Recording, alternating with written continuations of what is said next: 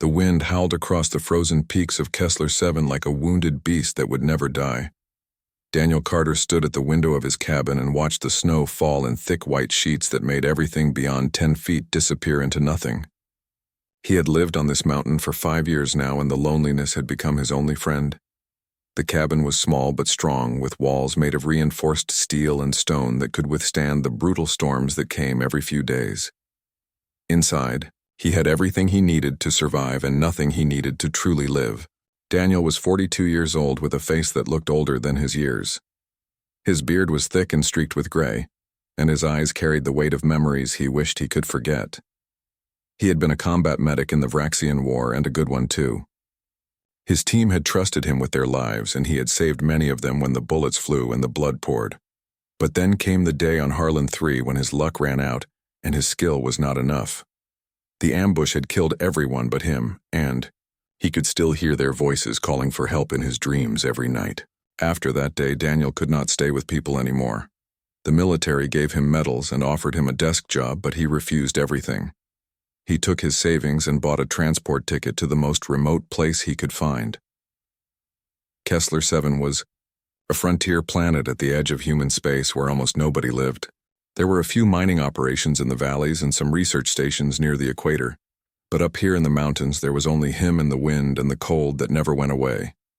His cabin had power from a small fusion generator and water from melting snow. He had food stored for years and medical supplies from his old military days. The communications equipment was basic but functional, and he kept it on only for emergencies. Daniel did not want to talk to anyone, and nobody wanted to talk to him. That was fine. That was exactly what he needed. He turned away from the window and walked to the kitchen area where a pot of coffee was brewing. The smell was strong and bitter, just like he preferred. He poured himself a cup and sat down at the small table where his tablet showed the weather forecast. Another storm was coming tonight, and it would be a bad one with temperatures dropping to minus 45 degrees. He would need to check the generator and make sure the backup heating systems were ready. Daniel was about to stand when the communications panel on the wall crackled to life. He froze with the coffee cup halfway to his lips. The panel had not made a sound in 3 months. Static filled the room, and then a voice broke through. It was a woman, and she was screaming, "Help me, please, somebody help me. My shuttle crashed, and I am hurt. Please, I need help right now. My baby is coming. Oh God, my baby is coming now, help me." Daniel set the cup down slowly. His hands did not shake, but his heart had started to pound in his chest. The voice came again, more desperate this time. "Please, if anyone can hear me, I am on Kessler 7 in the northern mountains. My shuttle is down and I am going into labor. I need help immediately. Please, please respond." He stared at the panel for a long moment. Every instinct told him to ignore it. He had left that life behind. He had chosen isolation because he could not bear to fail someone again. But the voice kept coming through the static, and there was such raw terror in it that something deep inside him began to crack. Daniel stood and walked to the panel. He pressed the transmit button. "This is Daniel Carter. I read you. What is your location?" The woman sobbed with relief. "Oh, thank God. Thank you. My name is Linda Morrison. My shuttle went down about 6 kilometers southeast of beacon marker 7 Alpha.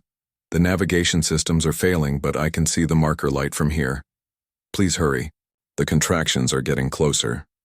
Daniel pulled up the map on his tablet. Beacon 7 Alpha was down the mountain through some of the worst terrain in the region. In good weather, it was a 2-hour hike.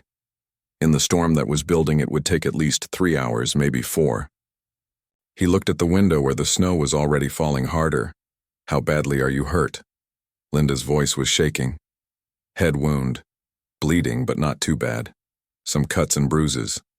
But the baby is coming fast. I can feel it. I do not think I have much time." Daniel closed his eyes. He could walk away. He could tell her that help was coming even though there was no one else for hundreds of kilometers. He could let the storm take her and never know what happened. But even as he thought these things, he knew he would not do them. He had left humanity behind, but he was still human, and some things were stronger than fear. "Stay calm. I am coming to get you. Keep the distress beacon active so I can track you." Try to stay warm and do not move unless you have to. I will be there as fast as I can." He did not wait for her response. He was already moving to the storage lockers where he kept his survival gear. His hands pulled out the heavy winter suit and the climbing equipment and the medical kit that he had not opened in years. The kit was still good. He had checked it obsessively because letting medical supplies expire was something he could not do even in his isolation. Daniel dressed quickly in layers of thermal clothing, and then the outer suit that would protect him from the cold. He packed the medical kit and emergency supplies into a backpack along with heating elements and water. He grabbed his rifle because the mountains had predators and he would not take chances. The whole time his mind was working through scenarios and problems. A woman in labor, a head wound, a crashed shuttle in a storm. Everything that could go wrong was already going wrong. He stepped out into the wind and the cold hit him like a physical blow. The snow was falling so thick now that he could barely see his own feet. Daniel activated the beacon tracker on his wrist display and started down the mountain. Each step was careful and deliberate because one mistake would send him tumbling into a ravine. Behind him, the cabin disappeared into the white, and ahead, there was only the storm and a stranger who needed him. Daniel Carter had spent 5 years running from the world, but tonight, the world had found him anyway. The storm had teeth and it wanted to kill him. Daniel pushed forward through snow that came up to his knees and wind that tried to shove him off the mountain with every step. His breath came out in clouds of white vapor that froze on his beard and his goggles kept fogging up. No matter how many times he wiped them, the tracker on his wrist showed Linda's beacon as a blinking red dot that seemed impossibly far away. He had been walking for almost 2 hours and his legs burned with exhaustion. The terrain was worse than he remembered, with ice covering the rocks and hidden gaps that could break an ankle or worse. Twice he nearly fell and had to catch himself with his climbing staff. The temperature had dropped even further, and the storm showed no signs of stopping. This was the kind of weather that killed people who were not careful and even people who were. The beacon signal grew stronger as he descended into a narrow valley between 2 cliff faces. The wind funneled through here like a river of frozen air that cut through his suit and made his bones ache. Daniel kept his head down and focused on moving forward one step at a time. He thought about Linda Morrison alone and hurt, and bringing a baby into this nightmare, and it made him move faster. Finally, through the swirling snow, he saw something dark against the white. It was the shuttle, or what was left of it. The craft had come down hard and wedged itself between 2 massive boulders. The hull was crumpled on one side, and scorch marks showed where something had exploded. One wing had been torn completely off, and debris was scattered across the snow. It was amazing anyone had survived the crash at all. Daniel approached carefully and banged on the hull. Linda Morrison. "Can you hear me? I am here." There was a long moment of silence, and then a weak voice came from inside. "Here. I am here. The door is jammed." He moved around the shuttle until he found the entry hatch. It was bent and sealed shut by the impact. Daniel pulled out a pry bar from his pack and wedged it into the gap. He threw all his weight against it, and the metal groaned but did not move. He tried again, and finally the hatch gave way with a screech that echoed off the cliffs. Warm air rushed out, and with it came the smell of blood and fuel and fear. Daniel climbed inside and found Linda in the pilot seat, hunched over and breathing in short gasps. She was younger than he expected, maybe 30 years old, with dark hair, matted with blood from a gash on her forehead. Her face was pale and covered in sweat despite the cold, and her hands were wrapped around her swollen belly. She looked up at him with eyes that were glazed with pain. "Thank God. Thank God you came. I thought I was going to die here." Daniel knelt beside her and pulled out his medical scanner. He ran it over her head first and checked the wound. It was deep but not critical. The skull was intact and the bleeding had mostly stopped. He cleaned it quickly with antiseptic and sealed it with medical adhesive. Linda winced but did not cry out. "How far apart are the contractions?" She grimaced as another one hit. 3 minutes. Maybe less. It is happening too fast. Something is wrong. Daniel checked her pulse and blood pressure. Both were too high but not dangerously so yet. He looked around the shuttle and saw that the life support system was failing. The temperature inside was dropping and soon it would be as cold as outside. They could not stay here. "Linda, we have to move. The shuttle is dying, and if we stay, you and the baby will freeze." "My cabin is 3 hours away. Can you walk?" She stared at him like he was insane. Walk. Are you serious?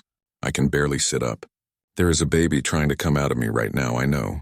But if we stay here, you will both die. I can carry you part of the way, but you have to help me. I cannot do this alone. Another contraction hit and Linda screamed. Her whole body went rigid, and her fingers dug into the armrests of the seat. Daniel waited for it to pass and then looked her in the eyes. Linda, listen to me. I was a combat medic. I have seen worse situations than this and people survived. But you have to trust me and you have to fight. We are going to get you to my cabin. And I am going to deliver your baby and you are both going to live. Do you understand? She was crying now, but she nodded. Okay. Okay, I trust you. Daniel worked quickly. He pulled emergency blankets from the shuttle and wrapped them around Linda. He found some wreckage that was flat and strong and fashioned a makeshift sled using rope from his pack.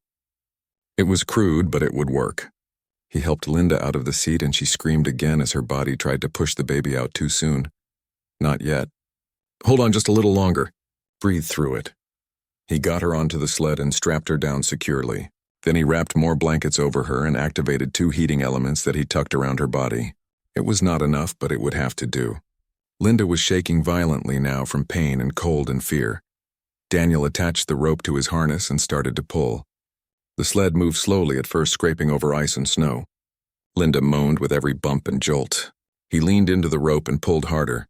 His muscles screamed and his back felt like it was breaking, but he did not stop. Behind them, the shuttle disappeared into the storm, and ahead, there was only the mountain and the wind and the impossible distance to safety. He talked to her as he pulled. He told her about his cabin and how warm it was.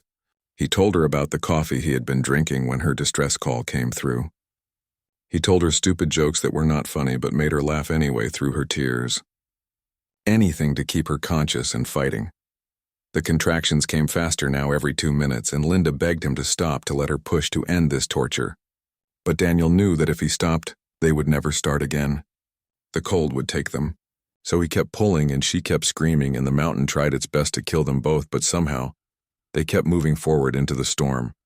Daniel's world had narrowed to 3 things: the rope cutting into his shoulders, the sound of Linda's breathing behind him, and the next step forward. Everything else ceased to exist. The storm raged around them with wind that felt like knives and snow that had turned the entire mountain into a blur of white chaos.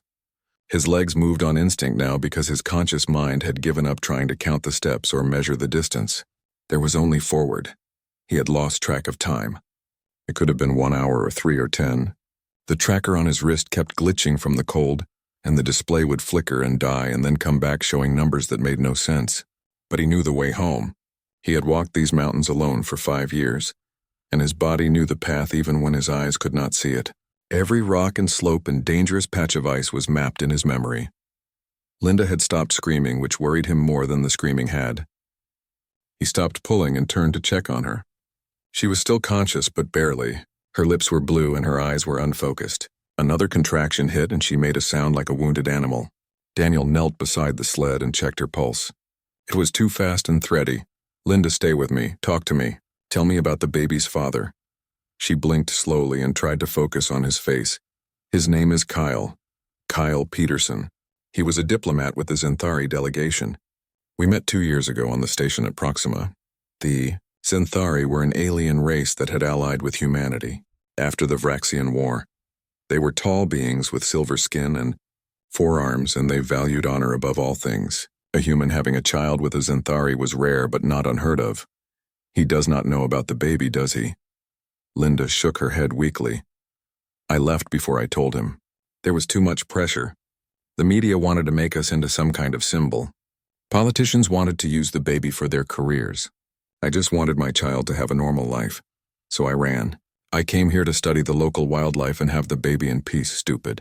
Daniel squeezed her hand. Not stupid. You wanted to protect your child. That is the most human thing there is. Another contraction made her arch her back and scream. This one lasted longer than the others. When it passed, she was panting and crying. It is coming. Daniel, I cannot hold it back anymore. The baby is coming right now. We are almost there. I can see the cabin lights. Just hold on a little longer. He was lying. The cabin was still at least 30 minutes away, and he could not see anything through the storm. But Linda needed hope more than truth right now. He stood and pulled the rope again. His shoulders were raw under the harness and every muscle in his body was on fire. He wanted to collapse and sleep and never wake up, but the woman behind him was counting on him, and that meant he had to keep going. Daniel thought about his team on Harlan 3. He thought about the men and women he could not save. He thought about how he had run from that failure and hidden on this mountain like a coward. Well, he was done running. Linda and her baby were going to live even if he had to drag them through hell itself to make it happen. The wind shifted and suddenly he could see a light ahead. It was faint and far away, but it was real. His cabin. The generator beacon was still on. Relief flooded through him so strong it nearly brought him to his knees. He pulled harder and the sled moved faster. Linda was making constant low moans now and he knew she was trying not to push. Come on, Linda, I can see it. We are almost home. The last stretch was uphill and it nearly broke him. His legs shook with every step and twice he fell to his knees, but he got back up and kept pulling. The cabin grew larger through the snow until finally they were at the door. Daniel dragged the sled inside and slammed the door behind them. The sudden warmth made his frozen skin burn. He unstrapped Linda and lifted her off the sled. She was ice cold despite the heating elements. He carried her to his bed and laid her down as gently as he could. She grabbed his arm with surprising strength. It is coming now. I have to push, I know. Let me get ready. Daniel moved faster than he had in years. He turned on every light in the cabin and cranked the heat up. He pulled out his medical kit and laid out everything he would need. Scissors, clamps, antiseptic, blankets. His hands were shaking from exhaustion and cold, but he forced them steady. He had delivered babies before in field hospitals during the war. He could do this. He helped Linda out of her wet clothes and covered her with warm blankets. He washed his hands and put on sterile gloves. Then he examined her and his heart sank. The baby was coming fast and it was not positioned right. The umbilical cord was wrapped around something. This was going to be complicated. Linda, I need you to listen. The baby is not in a good position. I am going to have to help guide it out. It is going to hurt, but I need you to do exactly what I say. Can you do that? She was beyond words now. She just nodded and squeezed her eyes shut. Another contraction came and she pushed. Daniel worked with practiced efficiency. He had done this before in worse conditions with less equipment. But those times there had been other doctors and nurses and backup plans. Here there was just him and his old training, and a woman who was counting on him to not fail. The power flickered. The storm was getting worse and even his reinforced generator was struggling. Daniel ignored it and focused on Linda. She pushed again and he saw the top of the baby's head. But something was wrong. The cord was definitely tangled. Stop pushing. Linda, stop. I need to fix something first. She screamed in frustration but obeyed. Daniel reached in carefully and found the cord. It was wrapped once around the baby's shoulder. He worked it loose with gentle movements that felt like they took forever. Finally it came free. Okay, now push. Give me everything you have. Linda bore down with a sound that was pure determination and pain. Daniel guided the baby's head and then the shoulders. One more push and suddenly there was a tiny human being in his hands covered in blood and utterly silent. The baby was not breathing. Time stopped. Daniel looked at the tiny infant in his hands and every instinct from his years as a medic kicked in. The baby was blue and limp and completely silent. He cleared the mouth and nose with his fingers and checked for breathing. Nothing. His mind raced through the procedures. He had done 100 times before, but his hands were already moving before he finished thinking.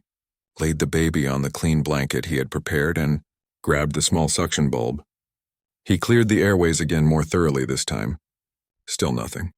The baby's chest was not moving. Daniel placed 2 fingers on the tiny sternum and started compressions. 30 quick pushes. Then he tilted the head back and gave 2 gentle breaths. The chest rose and fell, but when he stopped, the baby remained still. Behind him, Linda was crying and trying to sit up. What is wrong? Why is my baby not crying? Please tell me what is wrong. Daniel did not answer. He could not spare the breath or the focus. He did another round of compressions and breaths.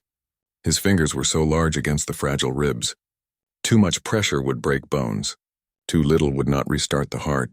He had to be perfect. Come on. Come on, little one. Breathe for me. He gave 2 more breaths and this time he felt something change. The baby's chest moved on its own. A tiny cough. Then another. And then finally a weak cry that was the most beautiful sound Daniel had ever heard. The infant's color began to change from blue to pink. The crying grew stronger. Relief hit him so hard he nearly collapsed. He picked up the baby and wrapped her in warm blankets. It was a girl. He rubbed her back and chest to stimulate circulation, and she cried louder, which was exactly what he wanted. He checked her over quickly. All fingers and toes. Strong heartbeat. Good color now. She was going to be okay. He turned to Linda, who was reaching for her daughter with tears streaming down her face. She is perfect. You have a beautiful baby girl. He placed the infant on Linda's chest and covered them both with more blankets. Linda was sobbing and laughing at the same time. She held her daughter close, and the baby stopped crying and made small sounds. Daniel clamped and cut the umbilical cord, then delivered the placenta. Everything looked normal. He cleaned Linda up and checked her bleeding. It was heavy but not dangerous. He gave her an injection to help her uterus contract and stop the flow. The whole time he worked, his hands were shaking. Not from cold or exhaustion, but from the adrenaline leaving his system. He had done it. Against every possible odd, he had pulled a woman through a killing storm and delivered her baby in a cabin with basic supplies, and the baby was alive and the mother was alive, and he had not failed. Linda looked up at him, with eyes full of gratitude and wonder. You saved us. You saved both of us. How can I ever thank you? Daniel sat down heavily in a chair. His whole body ached, and he felt like he had aged 10 years in the last few hours. You do not need to thank me. I just did what needed to be done. But you came into that storm. You could have died. You could have left me there and no one would have blamed you. Why did you help me? He was quiet for a long moment. The cabin was warm now and the lights had stopped flickering. Outside the storm still raged, but in here there was peace and life. Because I have left too many people behind. I could not do it again. Linda smiled and looked down at her daughter, who was sleeping now. What should I name her? That is your choice, not mine. I want to name her Hope, because you gave us both hope when there was none left. Daniel felt something break inside his chest, some wall he had built around himself over the past 5 years. He nodded because he did not trust himself to speak. He stood and went to the kitchen to make coffee and food. Linda needed to eat and recover her strength. The baby would need to nurse soon. As he worked, he kept glancing back at them. Mother and child wrapped together in blankets. It was such a simple scene, but it filled him with something he had not felt in a very long time. Purpose. He had spent 5 years hiding from the world and hating himself for the people he could not save. But tonight he had saved 2 lives. Maybe that did not erase his failures, but it proved he was still capable of doing good. He brought Linda soup and water, and she ate hungrily. The baby stirred and started rooting around, and Linda guided her to nurse. It was awkward at first, but soon Hope was feeding well. Daniel watched from a respectful distance and felt proud in a way that had nothing to do with himself. This woman had gone through hell and come out the other side with her child. That was strength beyond anything he had seen on any battlefield. The cabin's communicator beeped. Daniel frowned and walked over to check it. The storm was interfering with signals, but something was coming through. He boosted the power and cleared the static. A message appeared on the screen. It was automated and tagged as urgent. Warning. Unidentified ships detected entering Kessler 7 atmosphere. 3 vessels. Vraxian signatures confirmed. All residents take shelter immediately. Daniel's blood turned cold. The Vraxians were the enemy humanity had fought in the war. They were raiders and slavers who attacked frontier worlds for resources and prisoners. The war had officially ended 3 years ago, but everyone knew the Vraxians still operated in remote areas where no one could stop them. He pulled up the tracking data. The ships had landed about 15 kilometers away. They were moving slowly and scanning the area. They had definitely picked up Linda's distress beacon before it died, which meant they knew someone had survived the crash, which meant they would come looking. Linda saw his face and her expression changed from peace to fear. What is it? What is wrong? Daniel looked at her and the baby sleeping in her arms. He thought about everything they had been through to get here. He thought about how he had promised Linda she would be safe. He walked to the storage locker and pulled out his old military rifle. He checked the charge and loaded the magazine. Then he pulled out body armor he had not worn in years and started putting it on. Linda's voice was shaking. Daniel, please tell me what is happening. Turned to face her and his expression was hard. Vraxian. Raiders just landed nearby. They are coming this way. I need you to stay quiet and stay down no matter what you hear. Do not come out of that room until I tell you it is safe." He sealed the bedroom door and activated the security locks. Then he went to the weapon locker and pulled out more guns and ammunition. His cabin had defenses built in from his paranoid days right after the war. Motion sensors, automated turrets, reinforced walls. He had never thought he would actually need them, but he was grateful for them now. Daniel moved through the cabin, activating systems and checking fields of fire. His mind had shifted into combat mode. The exhaustion and emotion from the birth fell away, and what was left was the soldier he had been. He took position by the window and watched the storm. Somewhere out there, 3 ships full of Vraxians were hunting, and they were hunting toward his home where a newborn baby slept. He checked his rifle one more time and settled in to wait. Let them come. He had saved 2 lives tonight, and he would be damned if he let anyone take them away. The motion sensors activated first.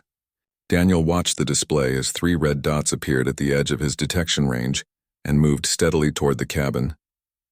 The Vraxians were not trying to hide. They thought they were hunting helpless survivors from a crashed shuttle. They had no idea what they were walking into. Daniel activated the perimeter defenses. 4 automated turrets rose from hidden positions around the cabin. They were military-grade weapons left over from his service, and he had maintained them obsessively over the years. Old habits died hard. The turrets locked onto the approaching targets and waited for his command to fire. He pulled up the exterior cameras and enhanced the image. Through the snow, he could make out the Vraxian forms. They were bipedal but taller than humans with thick armored hides and forearms. Each one carried weapons that glowed with energy charges. Plasma rifles. Nasty weapons that could punch through most body armor. The Vraxians moved in a tactical formation that showed military training.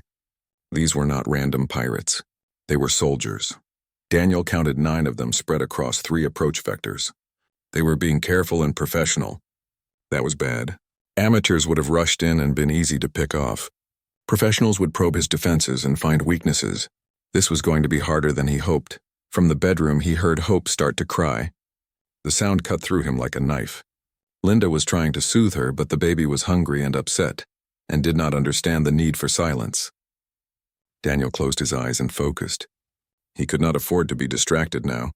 Everything depended on him holding this position. The Vraxians reached the outer perimeter. His sensors showed them scanning the cabin, and probably wondering why anyone would build such a fortified structure in the middle of nowhere. One of them made a gesture, and 3 raiders split off to circle around the back. The other 6 continued forward. Daniel waited until they crossed the threshold he had marked. Then he triggered the first turret. The weapon spun up with a high-pitched whine and opened fire. Plasma bolts lit up the storm in brilliant flashes of blue and white. The Vraxians scattered and returned fire.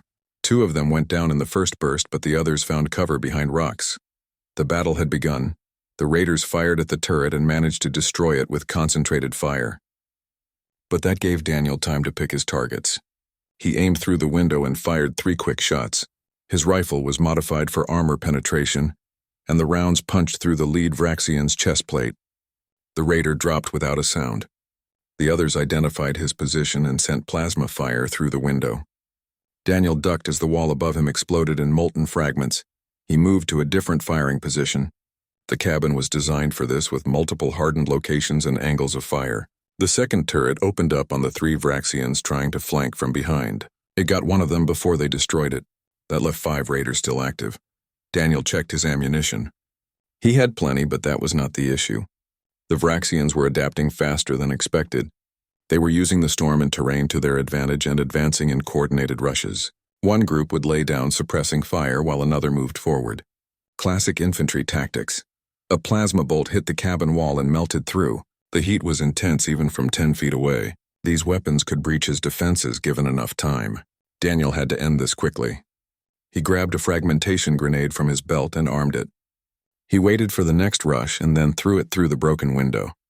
The explosion lit up the night and he heard a Vraxian scream. 4 left, but they were almost at the cabin now. Daniel activated the 3rd turret and it took down another raider before plasma fire silenced it. 3 enemies remaining. He could hear them moving around the exterior, trying doors and windows. They were looking for a way in. The cabin walls would hold for a while, but not forever. One of them found the main door and started burning through it with a plasma cutter. Daniel positioned himself with a clear line of fire on the entrance and waited. The door fell inward with a crash of molten metal. The first Vraxian threw ate a burst of rifle fire that dropped him immediately. The second one was smarter and tossed in a shock grenade. Daniel turned away and covered his ears, but the blast still left him dazed and stumbling. His vision blurred and his ears rang. He saw the Vraxian enter through the smoke and tried to bring his rifle up, but his arms were not responding right. The raider raised his plasma rifle to fire. A shot rang out and the Vraxian's head snapped back. He fell to the floor dead. Daniel blinked in confusion and turned to see Linda standing in the doorway of the bedroom. She was holding his backup pistol and her hands were shaking, but her eyes were steady. "I told you to stay down." Linda lowered the gun. "I heard you fall. I could not just let you die after everything. No time to argue." Daniel pushed himself up and grabbed his rifle. His head was clearing. One Vraxian left outside. He moved to the window and scanned the area. Nothing. The raider had gone to ground. That was dangerous. A hidden enemy could wait for hours and pick them off when they relaxed. But then he saw movement. The last Vraxian was not hiding. He was running, retreating back toward his ship. Daniel tracked him through the scope and put a round through his back. The raider went down and did not get up. Silence fell over the cabin, broken only by the wind and the distant sound of Hope crying. Daniel stood there breathing hard and waiting for his heart to stop racing. 9 Vraxian raiders, all dead. He had done it. He had protected them. Linda was still standing there with the gun hanging from her hand. She looked at the dead Vraxian on the floor and then at Daniel. Her face was pale. "Are they all gone?" "Yes, it is over." She nodded slowly, and then her legs gave out. Daniel caught her before she hit the floor and helped her back to the bed. The adrenaline was leaving her system, and the exhaustion of childbirth was catching up. She was shaking all over. He took the gun from her and checked on Hope, who was crying in earnest now. "She is okay. She is just hungry and scared. Feed her and try to rest.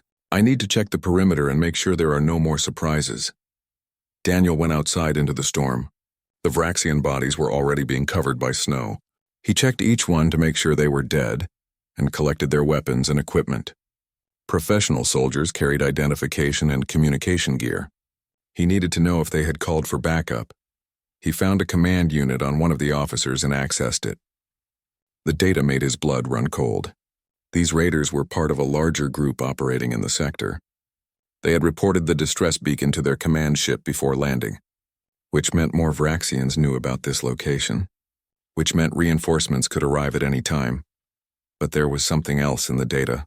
A priority message flagging Linda Morrison by name. The Vraxians had not just been scavenging. They had been specifically hunting for her. Someone had put a bounty on a pregnant human woman. Someone wanted her and her baby badly enough to hire Vraxian mercenaries to find them. Daniel looked up at the sky where stars were hidden behind storm clouds. This was bigger than a simple rescue. Linda and Hope were caught in something political and dangerous, and he had just put himself right in the middle of it by saving them. He went back inside and sealed the door behind him. Linda was nursing Hope, and both of them looked peaceful for the moment.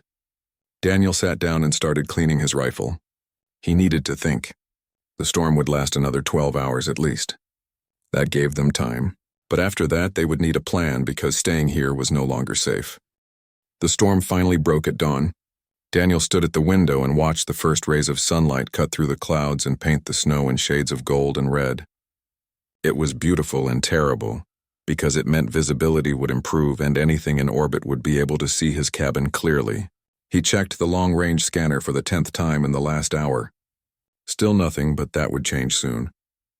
Linda was sleeping with Hope tucked against her chest. Both of them looked exhausted but alive. Daniel had spent the night reinforcing the defenses and preparing for what was coming. He knew the Vraxians would return.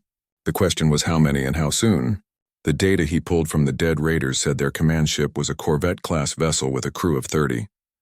Even if only half were combat troops, that meant 15 more Vraxians coming for them. He could not win that fight.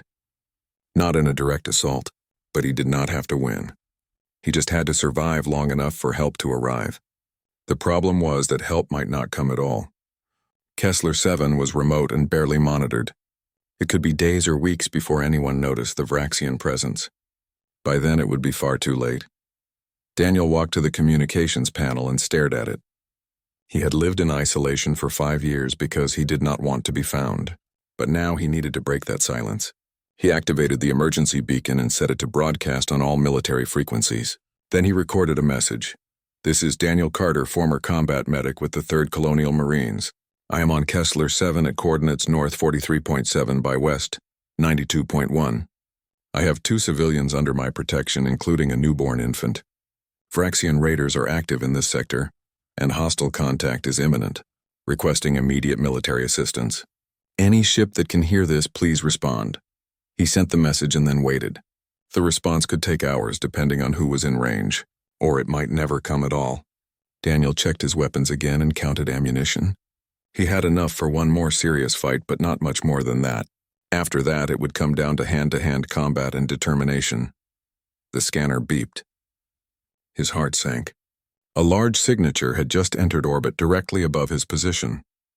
The Vraxian command ship. It was early. They had not wasted any time after their ground team failed to report in. Daniel watched as the ship settled into a low orbit and began deploying dropships. 3 of them. Each one could carry 5 to 7 troops. He walked to the bedroom and gently shook Linda awake. She opened her eyes and immediately knew something was wrong. "They are here, are they not?" "Yes. I have maybe 20 minutes before they land. I need you to take Hope and go to the shelter under the cabin. There's a hatch in the kitchen floor. Get down there and seal it from the inside. No matter what you hear, do not come out until I give the all-clear signal. 3 knocks, then 2, then 3 again. Do you understand?" Linda's eyes filled with tears, but she nodded. She wrapped Hope in blankets and stood up. Daniel helped her to the kitchen and opened the hatch. Below was a small reinforced room with supplies and air filtration. It could hold 2 people for days if necessary. Linda climbed down with the baby and looked up at him. "You are going to die if you stay here. Come with us. We can hide together." Daniel shook his head. "If I hide, they will find you eventually. The only way you and Hope survive is if I keep them busy up here. Now go. And Linda, if I do not make it, there are instructions in the shelter for contacting human military command. Tell them everything. Make sure Hope grows up safe." He sealed the hatch before she could argue. Then he covered it with a rug and moved furniture over it. From above it looked like solid floor. The Vraxians would have to tear the entire cabin apart to find it. Daniel intended to make sure they never got that chance. He took position near the main door with clear sightlines to all approaches. The dropships were visible now, coming down through the atmosphere like falling stars. They landed in a triangle formation around the cabin about 200 meters out. The ramps dropped and Vraxian troops poured out in organized units. Daniel counted 16 of them plus 3 pilots who stayed with the ships. Worse odds than he hoped, but not impossible. The Vraxians advanced in a professional sweep. They had learned from the deaths of their comrades. No rushed attacks this time. They were taking it slow and careful. Daniel let them come. His last turret was hidden and inactive. They would not see it until too late. His hand rested on the trigger control and he watched their approach with cold calculation. When they reached 50 meters, he activated the turret. It rose from the snow and opened fire in a wide arc. The Vraxians scattered, but 3 went down before they could find cover. The survivors returned fire and destroyed the turret within seconds, but the damage was done. 13 enemies left. Plasma fire hammered the cabin walls. The Vraxians were not playing around anymore. They were bringing overwhelming firepower to bear. The exterior walls began to glow and melt under the assault. Daniel fired back through the windows and took down 2 more raiders who had gotten careless. 11 left. One of the dropship pilots made a mistake. He lifted his ship to provide air support and Daniel shot him through the cockpit canopy. The dropship spun out of control and crashed into a group of Vraxians. The explosion took out 3 more and damaged another ship. 8 enemies left and their air support reduced, but they were adapting. Half the remaining troops focused on suppressing fire, while the other half moved to breach the cabin from multiple angles. Daniel had to keep moving between positions to avoid being pinned down. A plasma bolt caught his shoulder and burned through his armor. The pain was intense, but he ignored it. Pain meant he was still alive. The south wall gave way and Vraxians poured through. Daniel triggered the explosive traps he had set and the blast sent bodies flying. But more kept coming. They were inside now. This was where his advantage ended. In close quarters, their numbers would overwhelm him. Daniel drew his combat knife and prepared for the end. Then the sky screamed. A sound like thunder mixed with tearing metal echoed across the mountains. Daniel looked up through the broken roof and saw it. A human warship dropping out of faster-than-light travel directly into low atmosphere. It was a destroyer-class vessel bristling with weapons. Behind it came 2 more ships. The cavalry had arrived. The warships opened fire. Precision orbital strikes turned the remaining dropship into scrap metal. The Vraxian corvette tried to run, but railgun fire crippled its engines. It began falling toward the planet's surface, trailing smoke and fire. The Vraxians on the ground realized they were abandoned and their morale broke. Some tried to surrender. Others ran for the hills. Daniel did not give them the chance. These were the ones who had hunted a pregnant woman and her newborn child. These were raiders and slavers who preyed on the helpless. He showed them exactly what a human could do when protecting something precious. By the time the human Marines landed and secured the area, there were no Vraxian survivors. A dropship touched down near the cabin and troops in powered armor emerged. An officer approached with her helmet off. She was a woman in her 40s with captain's insignia and sharp eyes that took in the destroyed cabin, and the bodies, and Daniel standing there covered in blood and burns. Daniel Carter, we received your distress call. Are the civilians safe? Daniel lowered his rifle and suddenly felt every injury and every moment of exhaustion from the past day crash down on him at once. His legs gave out and he fell to his knees. The captain caught him and called for medics in the shelter. Under the kitchen. 3 knocks, then 2, then 3. Tell them it is safe. Tell them they are going home. He passed out before he could say anything else. Daniel woke up in a medical bay with white walls and the smell of antiseptic. His body was wrapped in regeneration bandages and his shoulder where the plasma burn had been was numb with painkillers. He tried to sit up, but a hand gently pushed him back down. Easy there. You have been through hell and your body needs time to heal. The voice belonged to a young medic with corporal stripes and tired eyes. Daniel looked around the bay and saw other beds with injured Marines. Through the window he could see stars sliding past. He was on a ship, the destroyer that had saved them. How long was I out? 2 days. You had severe burns, exhaustion, dehydration, and about 6 different injuries that individually could have killed you. The fact that you were standing and fighting is kind of amazing. Also kind of stupid, but mostly amazing. Linda and Hope. Where are they? The medic smiled. Safe. They are 2 decks up in the civilian quarters. The baby is healthy and the mother is recovering well. She has been asking about you constantly. Drives the nurses crazy. Relief flooded through Daniel so strong it made him dizzy. They were alive. He had not failed them. Everything he had gone through was worth it for that simple fact. The medic checked his vitals and adjusted the medication levels. You are a hero, you know. The whole fleet is talking about what you did. 1 man against Vraxian raiders protecting a mother and newborn. That is the kind of story people tell for generations. I am not a hero. I just did what needed to be done. The medic laughed. That is exactly what every hero says. Anyway, you have visitors. The captain wants to debrief you and there are some very important people who want to meet you. Think you can handle that? Daniel nodded and the medic left. A few minutes later, Captain Helen Brooks entered. She was the officer who had found him at the cabin. She pulled up a chair and sat down with a tablet. Mr. Carter, or should I say Sergeant Carter, your military records are quite impressive. 3 tours during the Vraxian War, 24 combat medals including 2 for valor, certified trauma surgeon. Why did a man with your skills end up hiding on a frozen mountain? Daniel looked away. I lost my team. All of them. I could not save them and I could not live with that. So I ran. Brooks nodded slowly. The ambush on Harlan 3. I read the reports. You were outnumbered 10 to 1 and held your position for 6 hours trying to keep your wounded alive. Command blamed the intelligence failure, not you, but you blamed yourself anyway. It does not matter who was at fault. They are still dead. Brooks leaned forward. And Linda Morrison and her daughter Hope are alive because you refused to run when it mattered. You saved 2 lives, Mr. Carter. That has to count for something. Daniel did not answer. Brooks sighed and changed the subject. Linda Morrison is not just any civilian. Her partner is Kyle Peterson, a high-ranking diplomat with the Zinthari government. When she disappeared 6 months ago, it caused a major incident. The Zinthari thought we had kidnapped her. Relations were getting tense.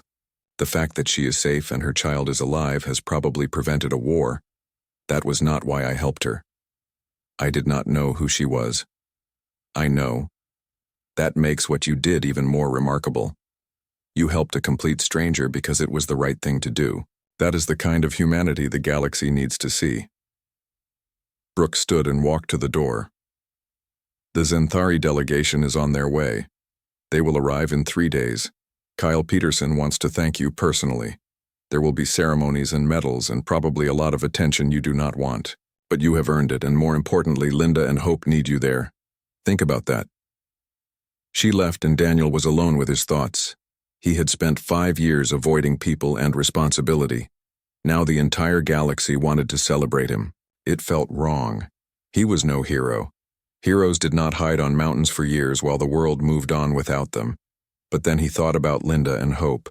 He thought about holding that tiny baby in his hands and feeling her take her first breath. He thought about Linda's smile when she looked at her daughter. Maybe he was not a hero in the traditional sense, but he had made a difference in 2 lives, and that had to mean something. The next day, Daniel was cleared to leave the medical bay. He walked carefully through the ship with a cane to help his balance. His legs were still weak from the injuries. He found the civilian quarters and knocked on the door. Linda answered immediately, and when she saw him, her face lit up with joy. Daniel. Oh, thank God. I was so worried. They said you were hurt badly. Come in, please come in. She pulled him inside and he saw Hope sleeping in a small crib. The baby looked peaceful and content. Linda made him sit down and brought him water and food. She could not stop smiling. You saved us. You pulled me through that storm and delivered my baby and fought off an army of raiders. How can I ever repay you? You do not owe me anything, Linda. I am just glad you are both safe. She shook her head. You are wrong. I owe you everything. My daughter owes you her life. When she is old enough, I will tell her about the man who gave up his isolation to save strangers. I will tell her that heroes are real. Daniel felt uncomfortable with the praise, but he could not deny it made him feel something he had not felt in years, pride maybe or purpose, something that filled the empty places inside him. They talked for hours. Linda told him about Kyle and how they had met and fallen in love despite their different species. She told him about running away because she hoped to have a normal childhood away from politics and media. Daniel told her about his time in the war and about the team he lost. It felt good to talk about it finally, like a weight lifting. 3 days later, the Xanthari delegation arrived. Their ship was beautiful and strange with curved lines and energy fields that shimmered like water. Kyle Peterson was with them. He was tall even for a Xanthari with silver skin and 4 arms and eyes that held deep intelligence. When he saw Linda and Hope, he made a sound that was pure emotion. They embraced, and he held his daughter for the first time with such gentle care that Daniel felt his throat tighten. Kyle turned to Daniel and spoke in perfect English, though his accent was melodic and strange. Daniel Carter, you have done something I can never repay. You saved my family when I could not. The Xanthari people honor courage and selflessness above all things. You have shown both in abundance. We will remember your name with reverence. Kyle placed one hand over his heart in a Xanthari gesture of deep respect. The other Xanthari in the delegation did the same. It was a level of honor rarely given to humans. Captain Brooks explained later that only 3 humans in history had received such recognition from the Xanthari. The ceremony that followed was broadcast across human space and to allied species. Daniel stood on the bridge of the destroyer in a clean uniform with his medals and tried not to look as uncomfortable as he felt. Admiral Stevens gave a speech about heroism and duty. The Xanthari ambassador spoke about the bonds between species being strengthened by individual acts of courage. And Linda spoke about a lonely man on a mountain who answered a desperate call and changed everything. The image that captured the galaxy's attention was simple. Daniel holding Hope while Linda and Kyle stood beside him. One human protecting the child of another human and an alien.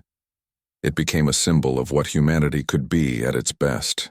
Fierce. Protectors who would fight impossible odds to save the innocent regardless of who they were. The story spread through every human colony and space station. It reached the Zenthari homeworld and other allied species. Even some Vraxian worlds heard about it, and there was quiet respect in their response. Humanity had shown again why they were dangerous to cross.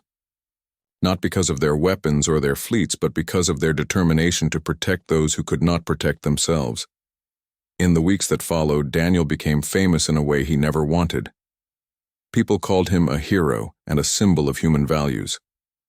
There were interviews and requests and messages from across the galaxy. He hated all of it. But he endured it because Linda asked him to, and because Hope deserved to know her story. 6 months had passed since the rescue. Daniel stood in his cabin on Kessler 7 and watched the snow fall outside. The cabin had been completely rebuilt by the colonial government, with better defenses and equipment than before. They wanted to make sure their hero was comfortable. He had accepted the improvements not because he wanted them, but because they made sense. The galaxy was dangerous, and being prepared was just common sense. The isolation he had craved for 5 years was gone now. His communicator received messages daily from people asking for help or advice, or just wanting to talk to the man who had saved Linda Morrison and her baby. At first he had ignored most of them, but gradually he had started responding. There was a mining operation 50 kilometers south that needed medical supplies. A research station had a team member who needed emergency surgery. A family on the coast had lost contact and needed someone to check on them. Daniel had become what he never intended to be. The person people called when they were in trouble. Kessler 7 was a harsh planet and emergencies were common. Someone needed to respond, and he was trained and equipped and apparently unable to say no anymore. It gave him purpose, and that was something he had been missing for a long time. Today he was expecting visitors. Linda had sent word that she and Kyle and Hope were coming to see him. They had settled on a colony world closer to the core systems where Hope could grow up safe. But they made the journey to Kessler 7 every few months to visit the man who had saved them. Daniel found himself looking forward to these visits more than he wanted to admit. A shuttle appeared through the snow and landed near the cabin. The ramp lowered and Linda emerged carrying Hope, who was now 6 months old and growing fast. Kyle followed with bags of supplies and gifts. They always brought too much. Daniel opened the door and welcomed them inside out of the cold. Hope reached for him immediately, and he took her with practiced ease. The baby had grown strong and healthy. She had her mother's dark hair and her father's silver-tinted eyes. A perfect blend of two species. She grabbed Daniel's beard and pulled hard enough to make him wince. Linda laughed. "She has been asking for you all week." "Well, not asking exactly, since she cannot talk yet, but she gets excited when I show her your picture." Daniel smiled and bounced Hope gently. She giggled and grabbed at his face. He had never expected to feel this kind of connection to a child. But Hope was special. She represented something important. A future where humans and aliens could build families together. A bridge between worlds. Kyle set down the bags and looked around the cabin. "The repairs are excellent. This place could withstand a siege now, though I hope you never have to test that again. So do I. But it is good to be prepared." They settled in and shared a meal together. Linda had become a skilled cook, and Kyle told stories about life in the diplomatic corps. Hope sat in a high chair and made a mess with her food. It was domestic and peaceful, and exactly the kind of life Daniel had thought he did not want. But sitting here with this small family, he realized he had been wrong. He had not needed isolation. He had needed to matter to someone again. After lunch, Kyle brought out a data tablet. "I have something to show you. The Zenthari Council has been discussing your actions for months. They have decided to create a new honor, the Guardian Cross. It is given to individuals who protect others at great personal risk regardless of species or circumstance. You are the first recipient. The ceremony will be held on the Zenthari homeworld if you agree to attend." Daniel shook his head. "I appreciate the thought, but I am not interested in more ceremonies. I did what anyone would do." Linda touched his arm. "That is not true, Daniel. Most people would not have come out in that storm. Most people would not have fought an entire raiding party alone. You are special whether you want to admit it or not. Please accept the honor. Not for yourself, but for what it represents. Hope needs to grow up in a galaxy where people believe in heroes." He looked at Hope, who was watching him with bright, curious eyes. How could he say no to that? "All right, I will go, but only because you asked." Kyle smiled. "Good. And there is something else. The colonial government wants to establish an official emergency response network for frontier worlds. They want you to help design it and train the responders. You would be saving lives across multiple systems. Will you consider it? Daniel thought about it. For 5 years he had hidden from responsibility. But these past 6 months had shown him that he still had value. He could still help people. Maybe that was his real purpose all along. I will do it, but I am keeping the cabin. This is still my home. Linda laughed. We would not want it any other way. They spent the rest of the day together. Daniel taught Kyle how to make proper coffee. Linda showed him pictures of Hope's first weeks. They talked about the future and about the past and about all the ways the galaxy was changing. More humans were partnering with alien species. More colonies were mixing populations. The divisions that had seemed so important during the war were fading. As evening fell, Kyle and Linda prepared to leave. Hope had fallen asleep in Daniel's arms and he was reluctant to let her go. Linda saw his expression and smiled. You know you could come live near us. There is a medical facility that would hire you in an instant. Hope would love having her Uncle Daniel nearby. The title caught him off guard. Uncle Daniel? He liked the sound of it, maybe someday. But right now there are people here who need me. This is where I belong. Kyle placed one hand on Daniel's shoulder. You are a good man, Daniel Carter. The galaxy is better because you are in it. Never doubt that. They left with promises to return soon. Daniel stood at the door and watched their shuttle disappear into the sky. Then he went inside and sat by the fire. His communicator beeped with a new message. A distress call from a survey team caught in an avalanche 30 kilometers east. They needed medical assistance immediately. Daniel stood without hesitation. He gathered his gear and checked his medical supplies.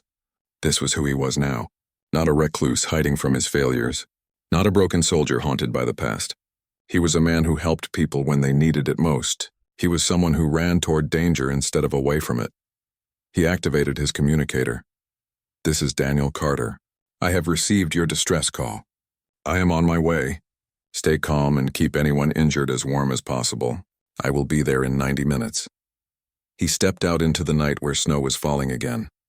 The mountains were dark and cold and dangerous, but somewhere out there people were counting on him, and that made all the difference. Daniel started down the trail with steady purpose.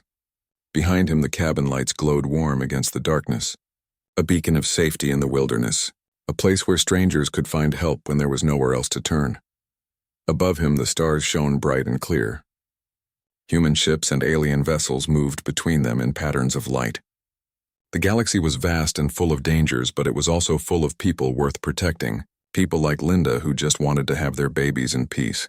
People like Hope who deserved to grow up in a world where courage mattered more than fear. Daniel Carter had spent 5 years trying to forget he was a hero. But tonight, as he walked into another storm to help strangers, he finally understood the truth. Being a hero was not about medals or ceremonies or what other people thought. It was about making the choice to help when it would be easier to walk away. It was about answering the call even when you were scared or tired or broken. That was humanity at its core. Not the weapons or the technology or the clever tactics. Just the simple, stubborn refusal to let the innocent suffer when something could be done about it. That was why the galaxy both feared and respected them. That was why the Zintari had created an honor in his name. Because humans would cross frozen mountains in killing storms to save people they had never met. The distress beacon guided him through the darkness. Somewhere ahead, people were waiting for rescue. Daniel picked up his pace. He had been running from his past for too long. Now he was running toward something better, a future where he mattered. A purpose worth living for. The lonely mountain man had finally come home. Not to a place, but to a calling. And he would answer that calling for as long as people needed him, because that was what heroes did. They showed up when it mattered most, and they did not give up no matter how hard things got. That was humanity. That was Daniel Carter, and the galaxy would remember.